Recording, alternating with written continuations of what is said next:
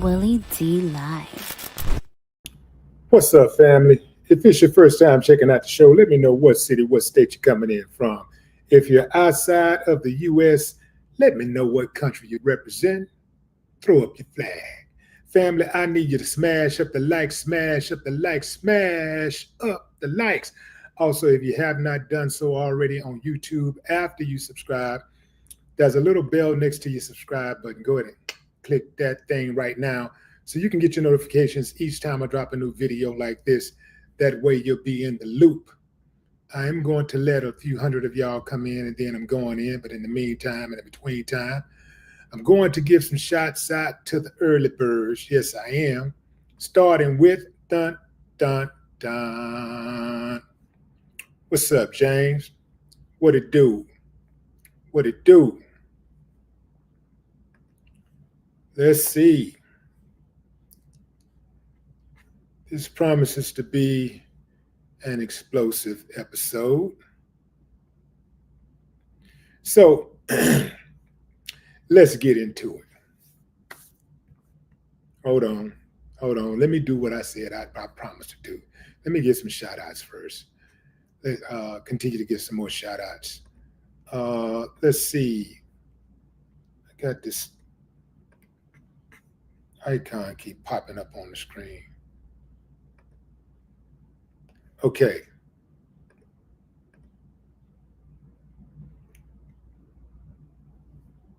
Lamont Smith, what's up? What's up, Lamont? What it do? DJ Overtime, what's up? What's up? What's up, my guy? What's up, my guy? What's up, Tish? What it look like? Jermaine, I see you.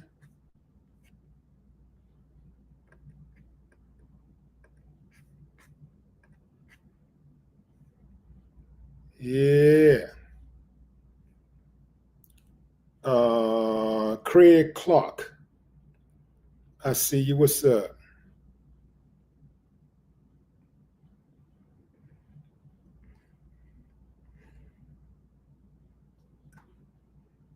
Almeric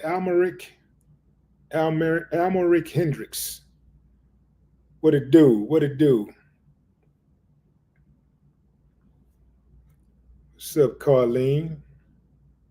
Always seeking knowledge.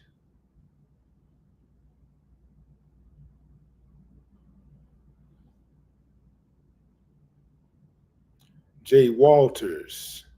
What it do? James Benson. All right, fam. Let's get into it. So Michael Rapaport on his podcast defiantly stated that no Hulk Hogan disrespect will be allowed. He said he did not care. He don't care about his controversies. He don't care nothing about the racism and all of that stuff. He don't care nothing about his behavior, his character. All he really cares about is his character. You know, the character Hulk Hogan. That's all he cares about. Because Hulk Hogan was his childhood hero. And Hulk Hogan created something out of his mind that men, women, and children could enjoy. Because he created something out of his mind that men, women, and children could enjoy. It appears that Mike has forgiven his transgressions, or perhaps there was nothing to forgive in the first place because, you know, Mike don't give a damn. You know, he ain't said nothing about Jews. You know what I'm saying? So there's this thing called empathy, right? Whereas even if something doesn't happen to you directly, it doesn't affect you directly, it doesn't hurt you directly, You care about the pain that it causes others.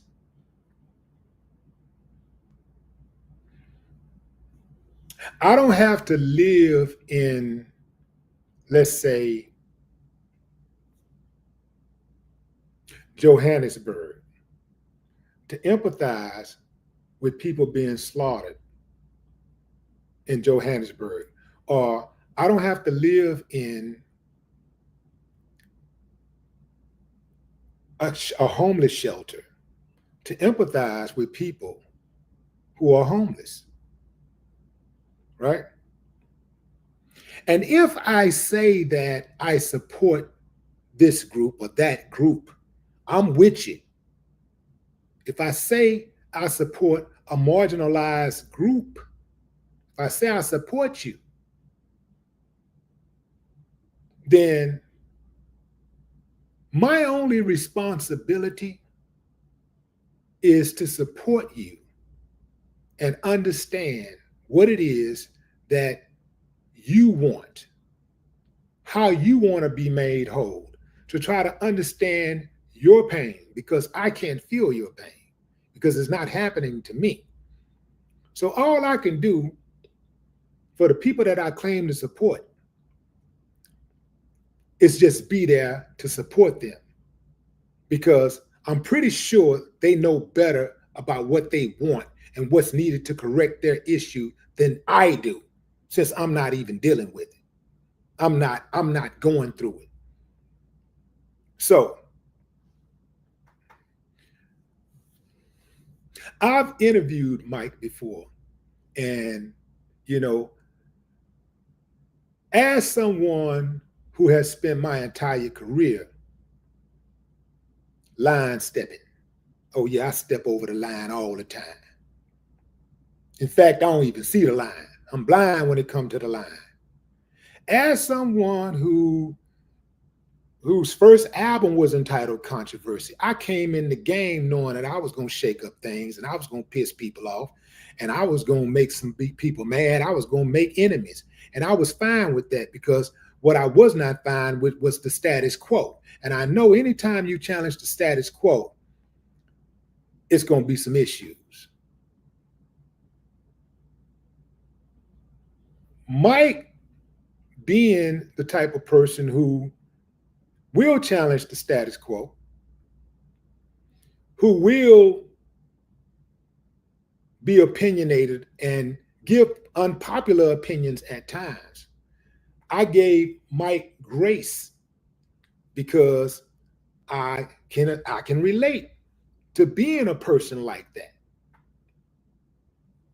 The difference between me and Mike, besides our obvious skin color, is that because Mike is white, Mike is often seen as a rebel when he speaks out against the status quo, or he says something against the system, right? If he gets loud, he says something against the system, he's viewed as a rebel, a radical. Me, you must don't like America.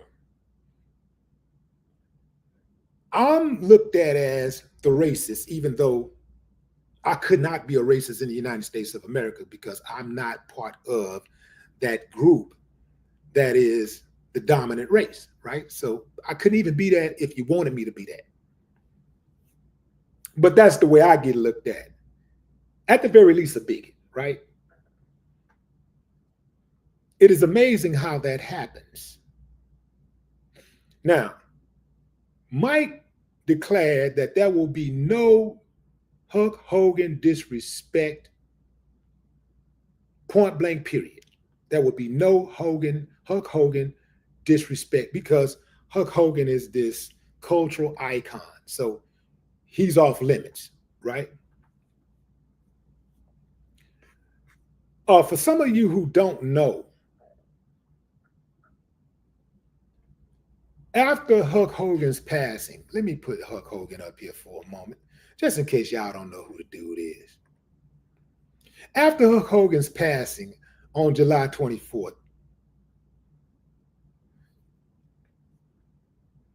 A lot of people had a lot to say about Hulk Hogan's character and the controversy surrounding him.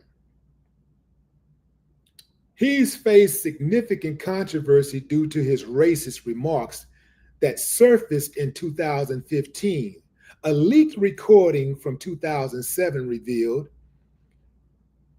that he used racial slurs while discussing his daughter's dating preferences.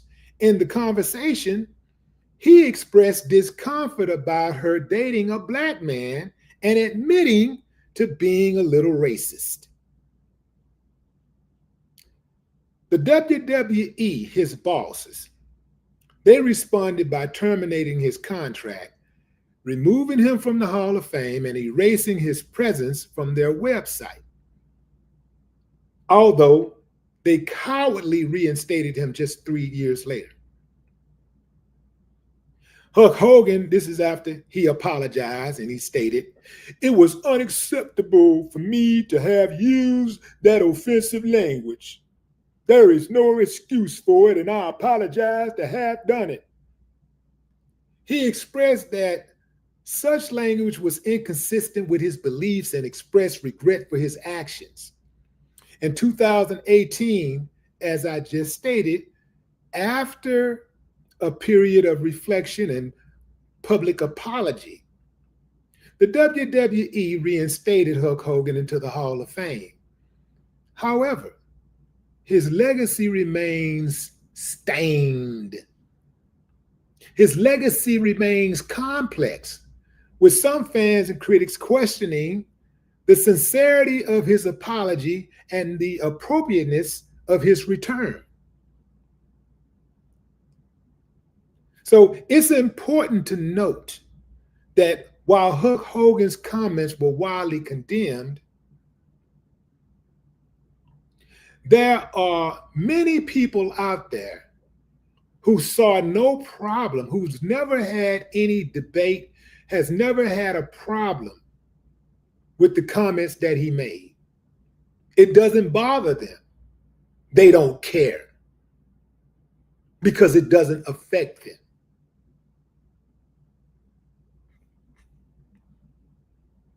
Apparently, Michael Rapaport is one of those guys.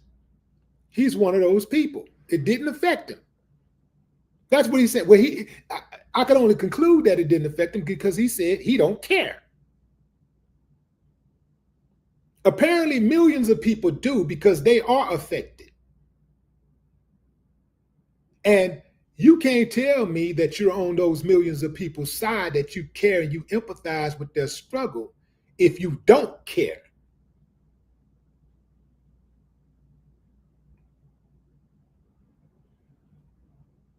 Now, Mike not only said that he didn't care, he warned everybody. He warned everybody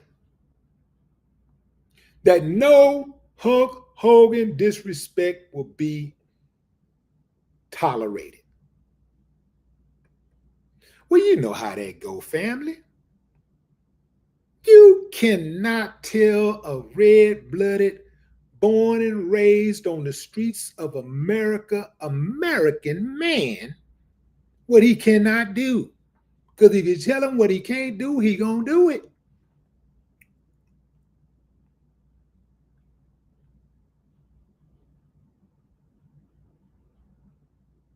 So let me tell you about Hulk Hogan. Hulk Hogan was a racist. He was a despicable person. He was so despicable that when his son got into a car wreck and damn near killed his best friend, I believe he left him paralyzed. Hulk Hogan, out of his mouth, stated that he felt that God would reincarnate him and bring his family back as a black family as punishment. You still like them? I'm sure you do. If you liked them before you started hearing me talk, I'm sure you probably still do. That doesn't bother you because it doesn't affect you.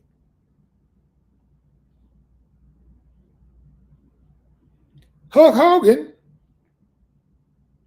hates black people. He hated black people. But not enough to not allow his daughter to marry one under one condition: that he was rich. You can run all up in her if you're rich. You can lay that pipe. You can put that pipe in a life. Pipe in a life. You can put that pipe in a life. If you're rich. And let me say this. Explain to me, how is it that you're having sex, because this recording came to life while he was having sex? So how are you having sex, allegedly having sex? So how are you having sex and thinking about hate? How are you having sex and worried about black folks? Why are you digging up in your woman and thinking about your daughter? Who's digging up in your daughter? Yeah. How that happened? How? I think we need to do some more investigations. We need to do a little bit more digging.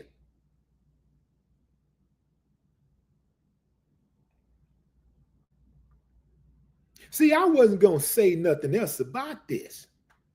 But when they come and they start talking all tough, like somebody's supposed to be scared, then I got to answer the call. I was done.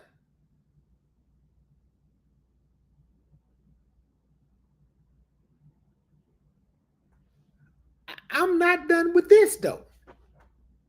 I'm still trying to figure it out. How are you having sex? How are you digging up in your woman if you do it like that? That's a good motion. How are you? Oh, you can go.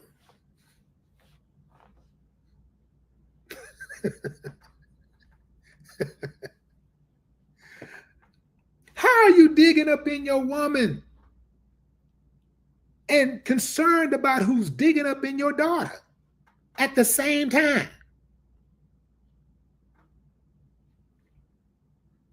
Something ain't right. Something wasn't right up there.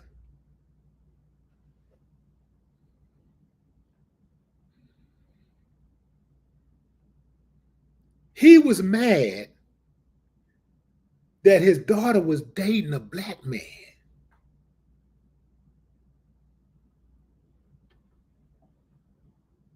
He was mad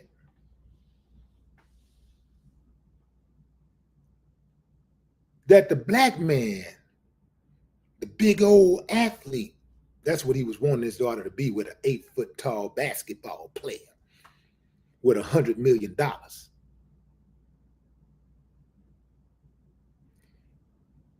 He was mad because that athlete, well, no, I'm not sure if she was with an athlete. Let me back up.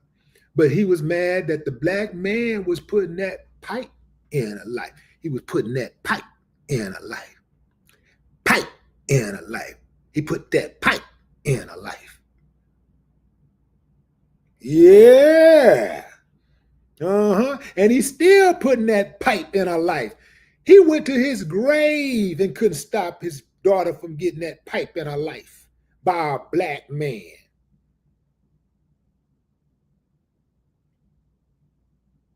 That lets you know, fam, you can't stop people from being who they want to be with. I don't care one way or the other. Because I ain't got to lay up with nobody that somebody else is laying up with. I ain't got to deal with their spending habits. I don't have to deal with their sleeping habits. I don't have to deal, with their voice, the texture of their voice. I ain't got to deal with their family members. I don't have to be concerned with their morning breath. None of that. So it has no type of reference or bothering to me at all. At all. But many people are many people are what's the word I'm looking for? They're preoccupied. Many people are just preoccupied with what somebody else doing. Who's somebody else doing? You can't stop that. People are attracted to who the hell they're attracted to. You can't stop it. It's a waste of time.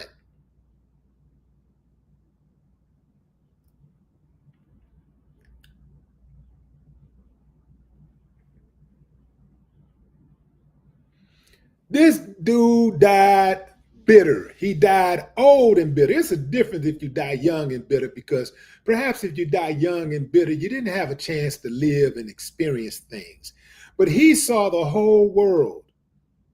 Wrestling took him all over the world. And he died a fool, a damn fool. Is that disrespectful enough? He died a damn fool. Didn't know any more, didn't learn any more than the environment that he grew up in.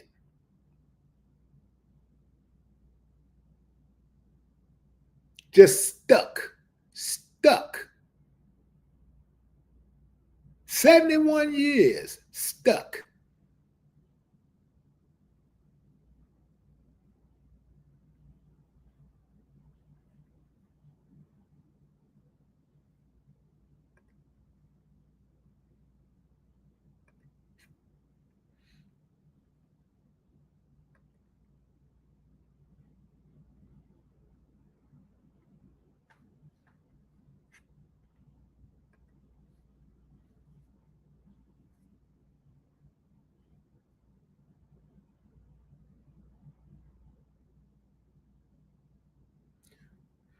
Hulk Hogan, the legendary wrestler who made the world believe that what you gonna do when the Hulkamania comes for you. Now, actually, he said, what you gonna do when the Hulkamania runs wild on you? Has also been running into a few wild controversies since his death. Even in death, he's marred in controversy. Let's start with the elephant in the room. That 2015 leaked recording from 2007, where he dropped the N-word multiple times because his daughter was getting that pipe in her life by a black man. Apparently, the huckster was all about protecting his daughter from someone with a dark complexion, and that's when the language turned a shade darker than the tan he's famous for.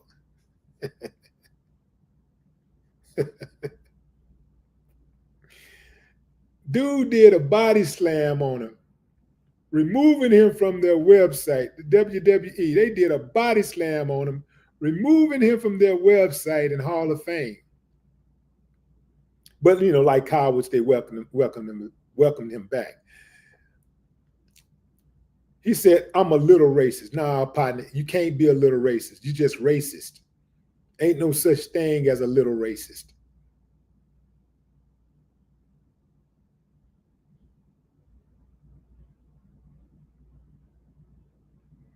He said, I'm a little racist, as if that's something you can casually throw around into conversation.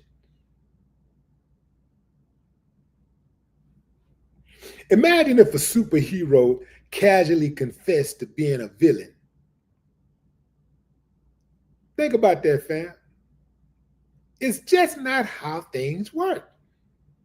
And while Hulk might have apologized a few times, the public's view on his character took a real leg drop.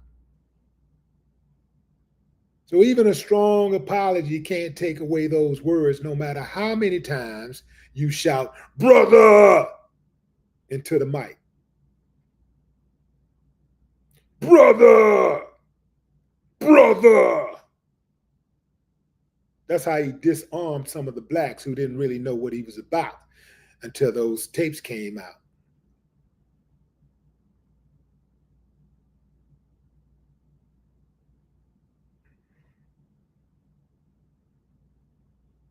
Apparently, being a racist didn't stop at just a few offhand remarks. Hulk Hogan also expressed concern over his daughters dating black men, implying that it wasn't just about looks, but about keeping things pure.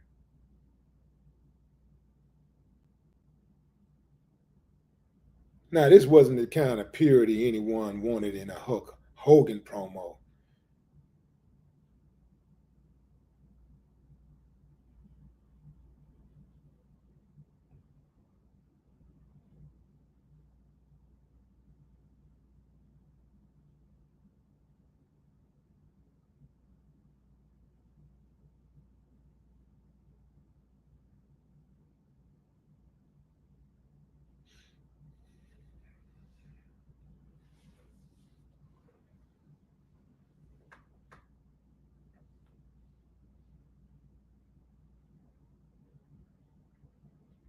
I remember when Hulk Hogan went on that apology tour, and he apologized for a long time. He was publicly apologizing almost as often as he was flexing in the ring. Every time somebody brought up that scandal, Hulk Hogan would put out another heartfelt apology, usually involving a tearful confession and some awkward, "I've learned so much" speeches. Was it sincere? Maybe. Was it overdone? Definitely. The thing is, you don't just get to apologize to be over. Like, imagine robbing a bank, and then when they catch you with the goods, you say, "Hey, I'm sorry. What do you want me to do, guys? I'm sorry." "All right, come on with us." "I said I'm sorry. How come you taking me to jail?" "I said I'm sorry." You see that? See how that works?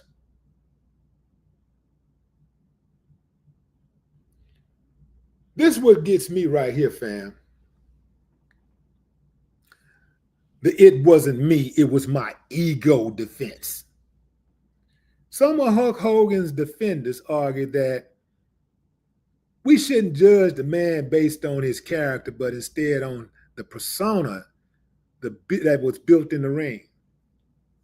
After all, he wasn't just Hulk Hogan. He was a larger than life, muscled up 24-inch pythons wearing macho superhero. If anything, his Hulk Hogan alter ego should get a pass for bad behavior, right? Just blame it on the character, folks. Works in Hollywood all the time.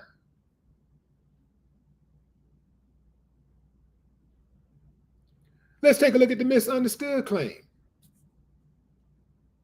Hulk Hogan's final defense. He claimed that he was misunderstood during the whole scandal. Apparently, when you use racial slurs in a private conversation, it's not really your fault. You just misunderstood the situation.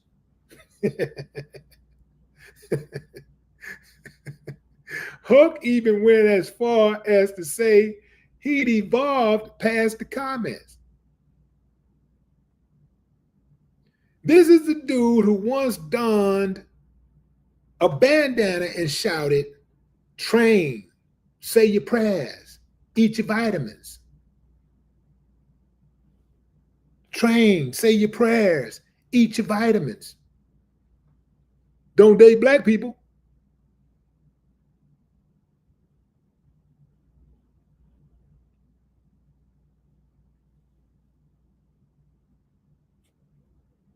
You don't get it, guys. I'm a better person now. Well, Huck, we're still waiting for you to prove that by dropping a promo that makes us believe you. You got one in the vault, or you gonna come back and drop it? How you gonna do this?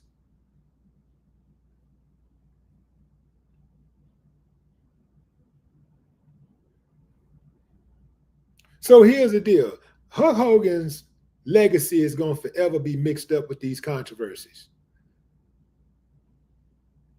It don't matter how many of his fans who are in power, who have major platforms, or who are just not black, that are willing to forgive and forget. It don't matter how willing they are to forgive and forget.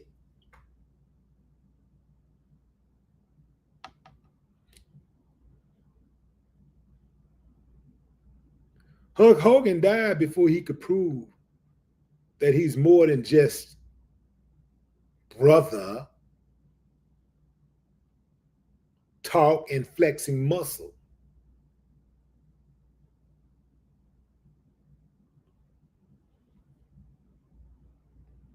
He died before he could show that he was a hero outside of the ring as well as inside of the ring.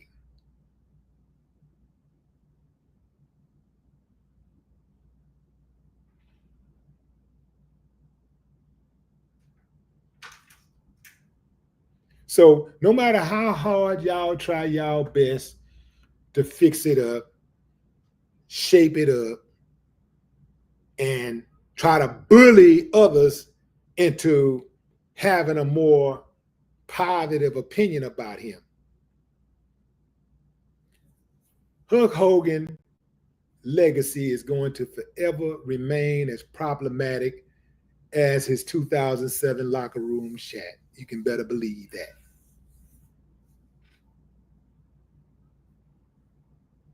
He had a chance before he died to get it right, but he chose not to.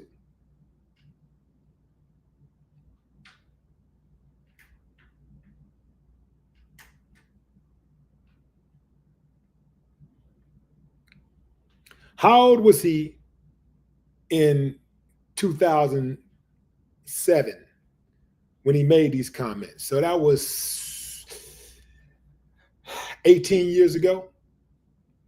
Hold on, let me make sure I got that date right. Yeah. So 18 years ago, which puts him at 53. So he was 53 years old. That wasn't no damn mistake. If you 53 years old, at 53, you are who you are, man. You can forget all of that. 53, whatever his beliefs were, his core beliefs were at 53, that's what they are. That's what they were, that's what they are. Whatever his convictions was at 53, that's what they are, that's what they was, that's what they were when he died.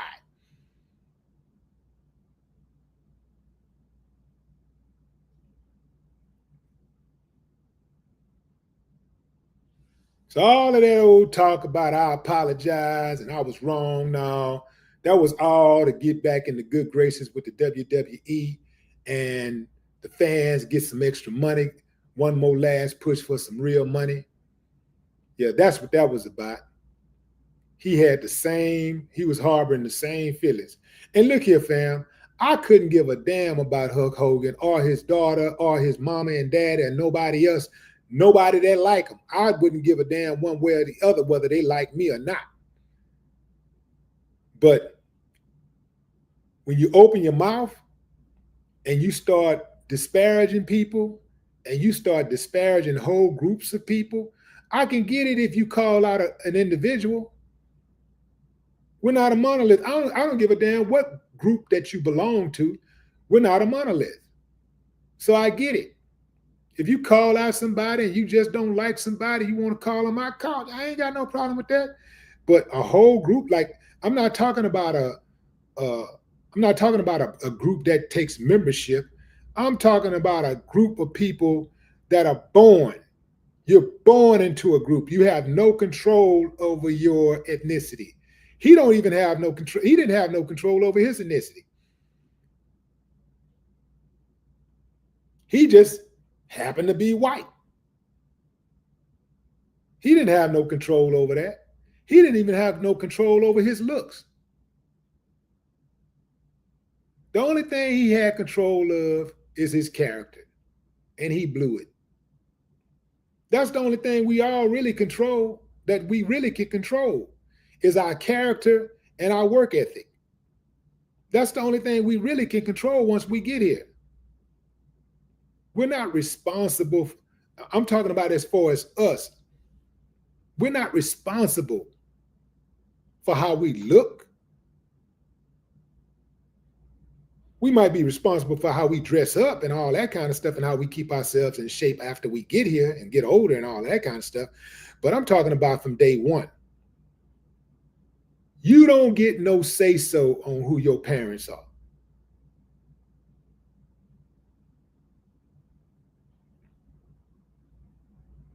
You don't get no say-so on the color of your eyes, the size of your lips, the size of your nose, the size, your height, what your height gonna be determined as.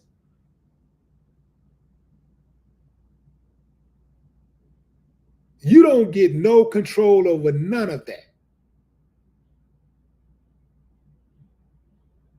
So why are you taking credit for it? How you gonna take credit for something you ain't do? The only thing you can control once you get here is your character and your work ethic.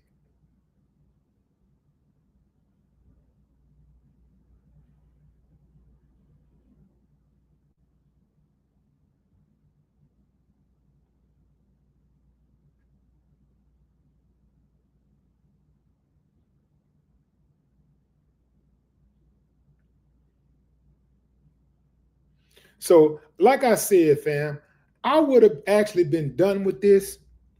But since, we got people out here making demands and trying to tell us how to think and what we better not say and what we better not do, well, you already know once you challenge me on something like that, I'm going to give you everything you're looking for. Yeah. I'm going to do the opposite of what you really want. Whatever it is you want, I'm going to do the opposite.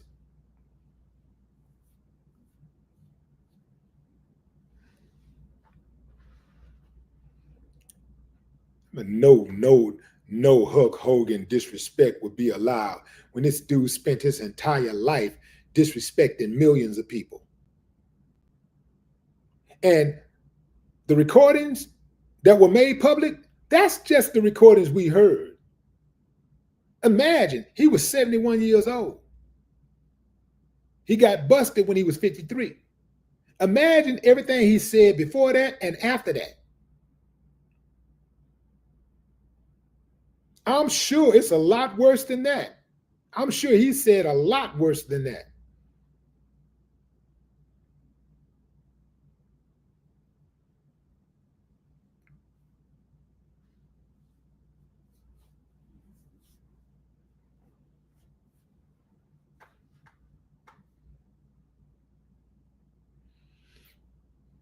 You'll never hear me saying that all white folks are bad, all Mexicans are bad, all Asians are bad, or Hispanics or whatever.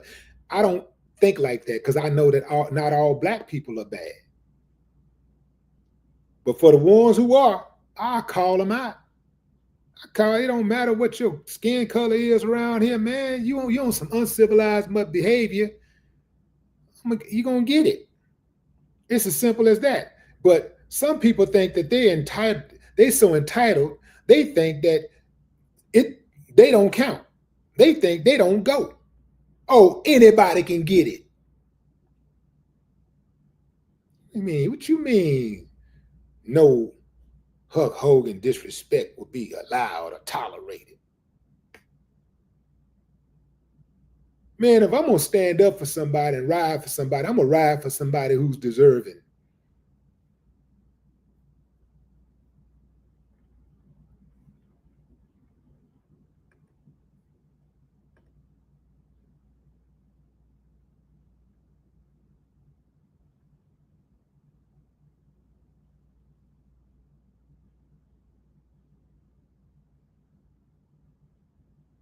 You preach your eulogy. You preach your eulogy by the way that you live your life. I can guarantee you, if he didn't have this in his record, it would be all love. Hell, I would have been like, yo, man, Hulk Hogan died. Wow, that's crazy. Did a little tribute or whatever, and then, you know, open up the chat. Hey, yo, man, let's reminisce. Let's talk about Hulk Hogan. Woo, woo, woo. But that ain't what he left us with.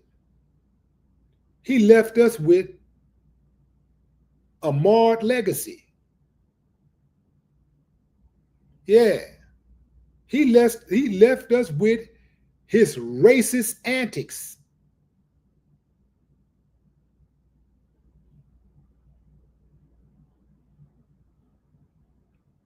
We got audio tapes of him saying a bunch of racist stuff. I wouldn't be surprised if more audio tape came out on him later.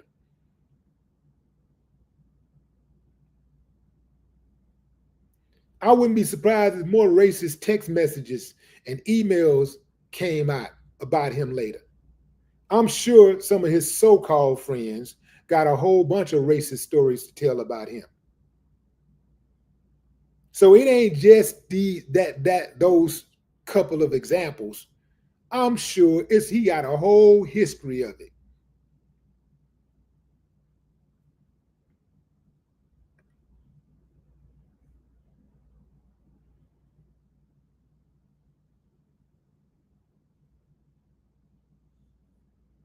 So yeah, I called him out.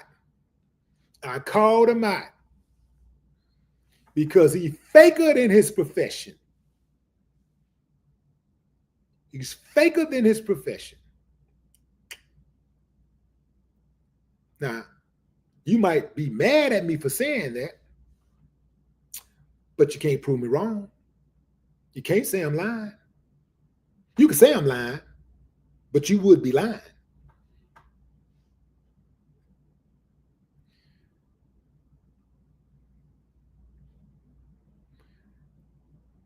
This guy right here was mad.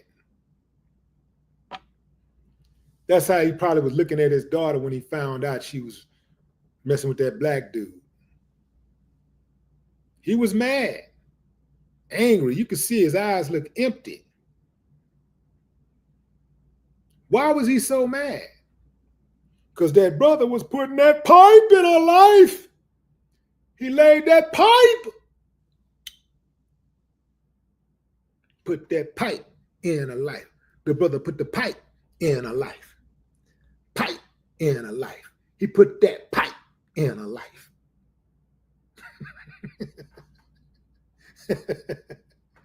I know some of these racist Hulk Hogan fans over there looking at me like this.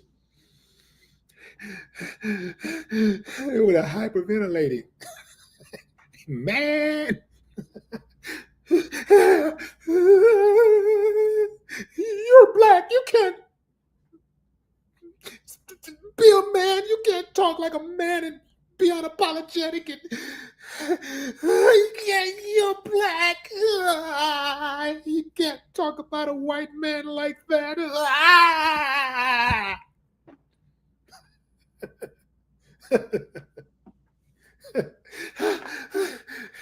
This guy's it's a black guy talking like a man. The black guy is saying things about a white guy. Oh, God. I wish it was the 60s.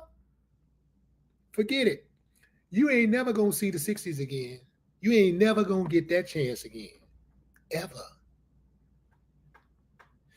Before you get that chance again, this country ain't going to be what you think it is right now. You will never be able to enjoy it. You won't be able to enjoy it. If you think you're going to get a chance at the 60s again, you won't be here to enjoy it.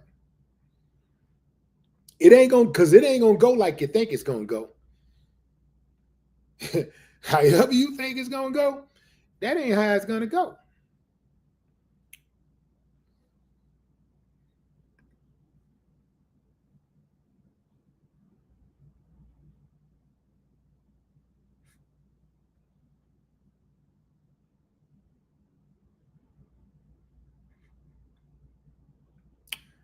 Mike Mackable. What is it? Mikeable? He looks like a black guy, but he could be a bot. Could be a bot. But you know what? I'm gonna entertain this though. Say, Willie D, you got that victim mentality. So basically, let me tell you how. So when people say stuff like that, fam, so what they're trying to do is get you off your square, right? What they're trying to do is to silence you by trying to shame you. You'll even hear some black people, even when they're clearly victimized. I mean, they could actually get robbed by, they can get, like somebody put a gun in their face and rob them, and they'll say, "I'm not a victim." That's one of those. That's one of the phrases that they use to silence black folks when they uh, when they have an opinion about mistreatment. That's one of the things that they use to silence black folks. And then, and you have to think to yourself, why would a black person say something like that though? Assuming this is a black person, right? Why would a black person say something like that? Because they're cowards. They scared as hell. They scared that if you say something, you're gonna upset massa, and massa gonna make life hard on them. So you can't be saying stuff like that, Willie D, because you're just gonna make things hard on us, and we just need to get along and just mind and just bow down and kiss the foot, because we just black and we can't be. Y'all remember Steve Harvey talking to Monique when he was interviewing Monique? We's black out here. We can't be talking about getting fair pay. We can't be saying stuff like that. We's black. See? But that don't work over here. None of your deflective mechanisms, your defense mechanisms, none of your little sayings, your little victim, get off the Democrat plantation. None of that works over here. None of it. Because I know you. I know you. I know you. I know you better than you know yourself. Come up with some new lines. You're already copying and pasting. You're copying and pasting your response. Your response sounds just like the rest of them. Copy and paste.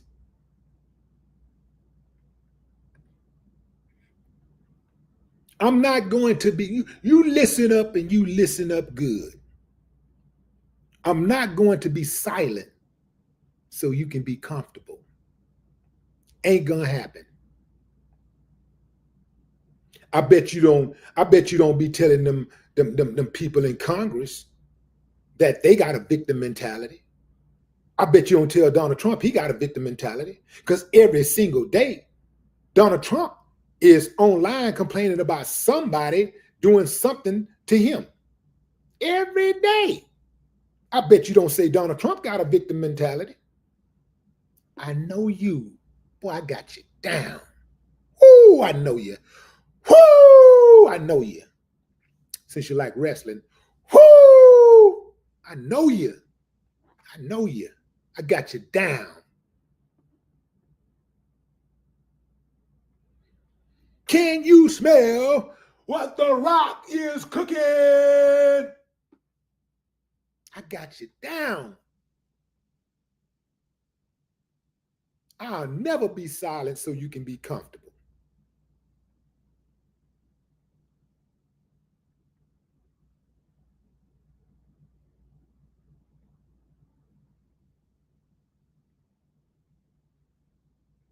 What's up, Angela? Dead Nick.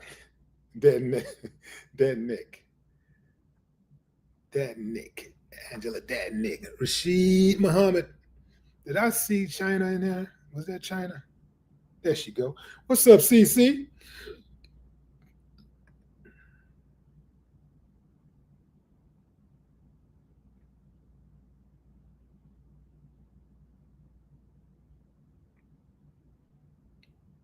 Yeah, they've been trying that on me, man, all my career. They've been trying that on me. They be trying to make you say something else, talk about something else. Don't talk about oppression. Don't talk about anything the police is doing. Don't talk about anything the government is doing bad. Don't talk about nothing. Just take it. Just be quiet and just be happy. Meanwhile, they got pundits and bloggers and podcasters every single day talking about how bad this country is and how it's going to hell and everything is bad and it's going down every day. They scaring the hell out of people. Turn on Fox right now. All they do is complain. But they got the nerve to jump into our comments to come over on these on platforms where predominantly black people own, and they try to jump into platforms and talk about complaining. Y'all complain. That's all they do is complain. You want to know how to know what they're about? Listen to what they accuse others of doing. And in most cases, that's exactly what they're guilty of doing. Exactly what they accuse others of doing. It's that entitlement that makes them have the nerve to say things like that. It's the entitlement and it's the narcissistic mindset. They think somehow that they're stewards over us. They think we their kids or something. We the little kids, and we just take directions from them, and whatever they say, that's how it go.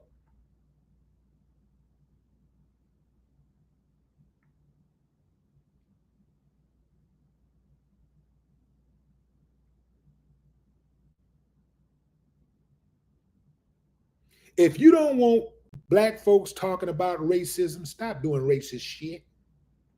That's all you got to do. Because we don't look forward to this. Whoo, we be looking for a break. Whoo, we be looking for a break. We ain't waking up. Where's racism? I know it's around here somewhere. Whoo, I ain't seen it. Where is it? Where is it? Where racism? Where you at? Hey, racism. You think we walking around getting up every damn morning looking for this shit? You think that shit you think it don't get under black folks' skin every damn day you turn on the internet, you get on social media, and we got to be subjected to these damn videos of cops abusing black folks, beating them up, sucker punching them, planting dope, planting evidence,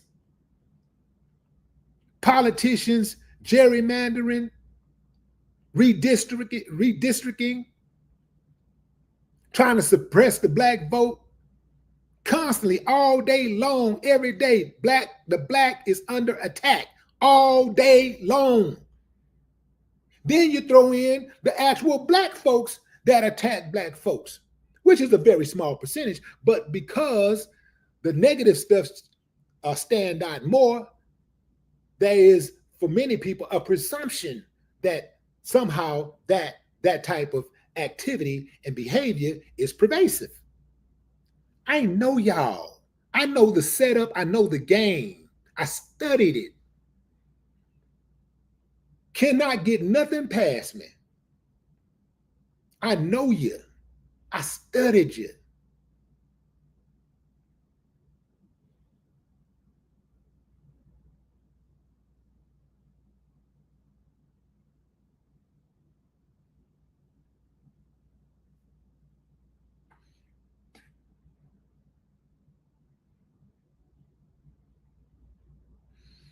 There's always been coconuts who have sold out their own people and threw their own people under the bus to get some money from them other people and to assimilate.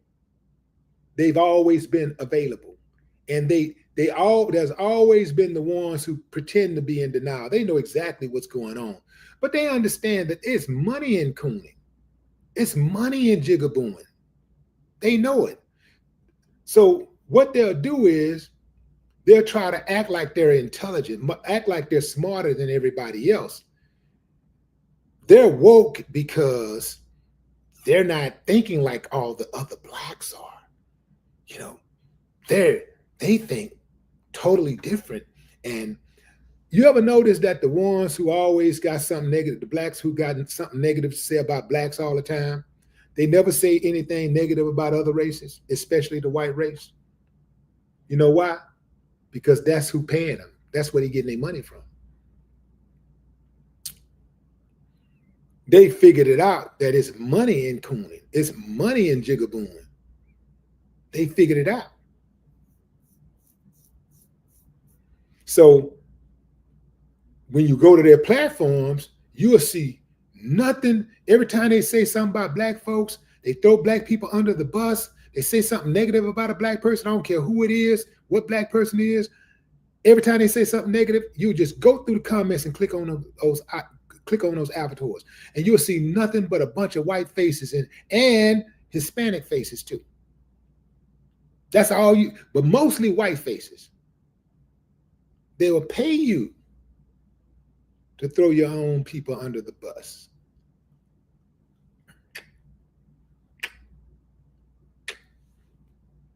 I know you.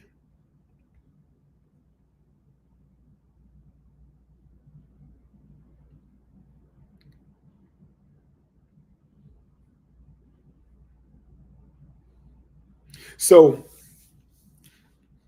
we don't wake up looking forward to being victimized, okay? We don't wake up looking forward to being oppressed. We don't wake up looking forward to racism. We want a goddamn break from that. We want to be able to get up and just go about life like most people do, like most other races do, where you ain't, only thing you thinking about is getting a job, getting your job done for the day, going to school, minding your business. You know, if there's any external things happening in your life, it's whether you're having a breakup or things are going good in your relationship, or you're trying to find somebody new to date. You dealing with issues of a backstabbing friend.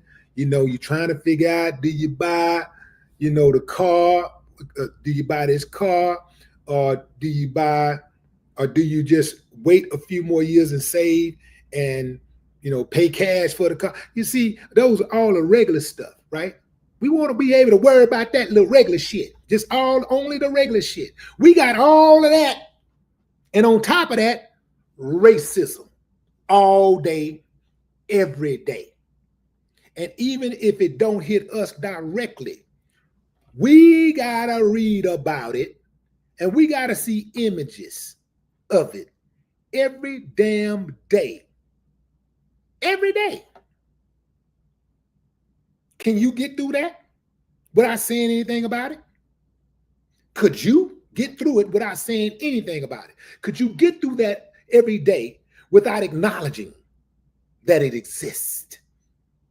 Hell no, you can't.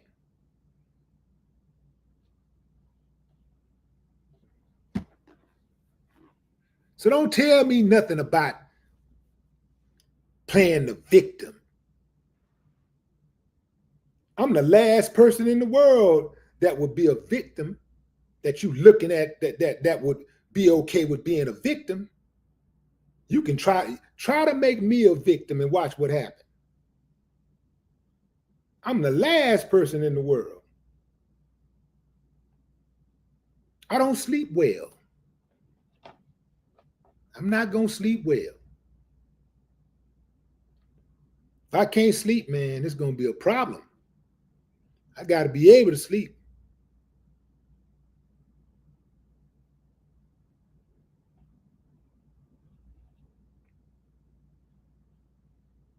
Yeah, I eat at black-owned restaurants.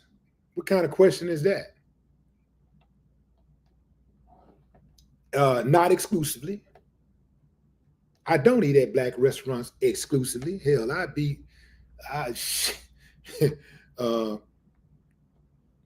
I'd starve in some cases because I travel a lot. Some cases I'd starve trying to find a black-owned restaurant out on the road. But even when you're flying, you get hungry, right? Is the airport food considered a black-owned restaurant? Is it coming from a black-owned restaurant? Nah. I try to spend my money with black folks every chance I get. Every chance I get. But I don't mind spending money with somebody else, you know what I'm saying? Especially if they do good business. I spend my money with somebody else. But I first and foremost try to spend my money, recirculate them black dollars like everybody else do in their races, in their groups. I do the same thing.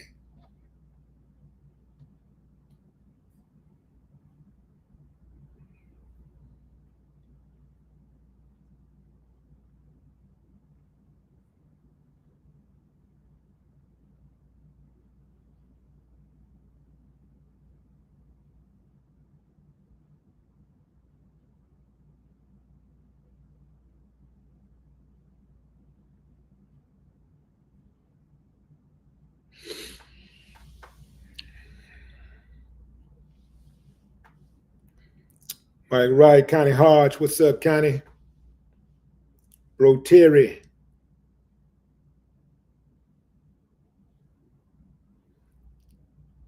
Michael Wright, Bucker Howard.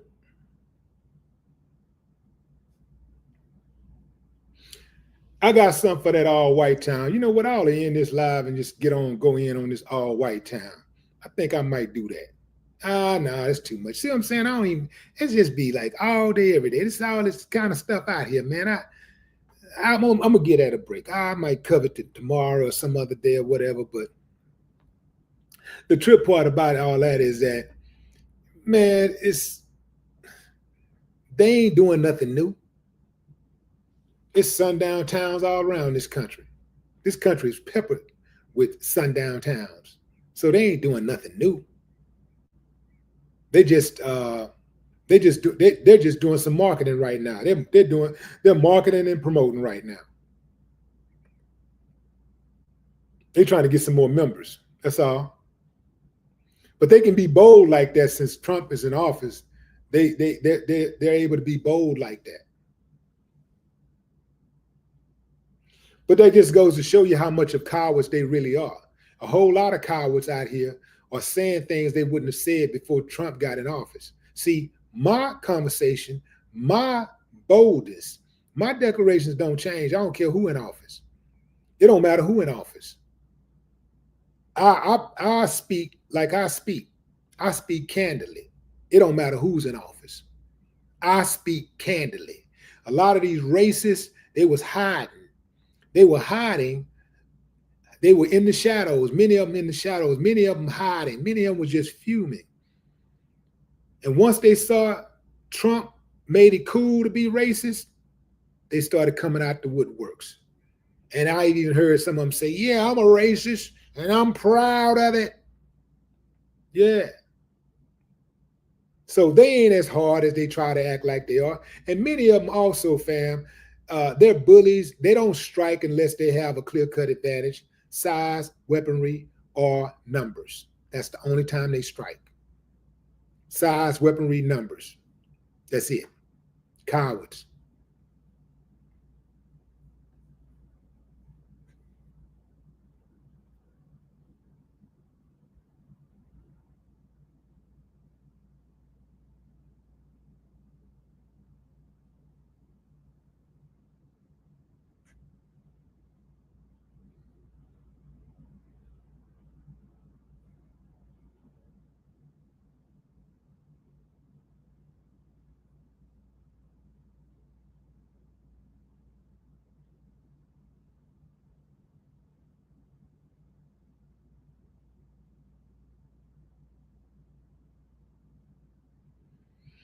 All right, fam, that's my time. I appreciate y'all joining live. I got a live coming up on Umar Johnson. Probably about 30 minutes. Till then, fam, I'll see y'all in a minute. Enjoy the rest of your morning, afternoon, or evening, wherever you are in the world. No more talk.